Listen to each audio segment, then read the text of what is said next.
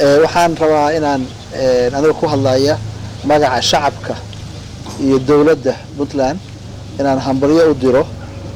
madaxweynaha Jubbaland Axmed Maxamed Islaan Axmed Madoobe oo maanta baarlamaanka Jubbaland u doortay madaxweynihii Jubbaland ee rasmiga ahaa muddo waxay ahaayeen maamulka meel gaar ah laakiin maanta Jubbaland waxay noqotay dawlad ka mid ah dawladaha ka tirsan dawladda federaalka oo buuxda oo taam ah oo madaxweyne leh oo baarlamaan leh oo xukuumad leh aad iyo aad baan ugu hambalyeynayna guushaas u soo hoyatay dadka Jubbaland inay haykalkii dawladnimo ay dhamaystirteen inay noqdaan dawlad xukuumad iyo dawlad taam ah inay noqdaan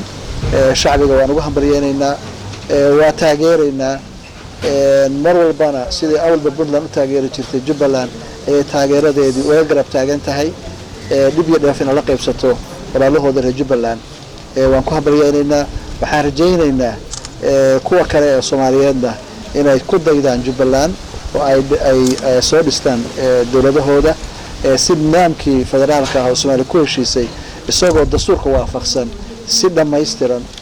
u waafaqsan dastuurka inay soo dhamaystirmaan si markaasi Soomaalida oo dawlad federaal oo mid ah loo helo soo celisa haykalkii iyo nidaamkii dawladnimo ee Soomaaliya muddada ka maqnaa kana burbursanaa si dib loo yeegleelo Soomaalinimadii qarannimadii dawladnimadii in garbahaasi ay isbiirsadaan isku soo biiraan ayaan rajaynaynaa mar labaad iyo mar saddexaad aniga oo ujeedaan xukuumadii iyo baarlamaankiiba xubno badan ay nagala joogaan waxaan rabaa inaan u hambalyeeyo mar labaad shacabka reer Jubbaland madaxweynaha waxaan leeyahay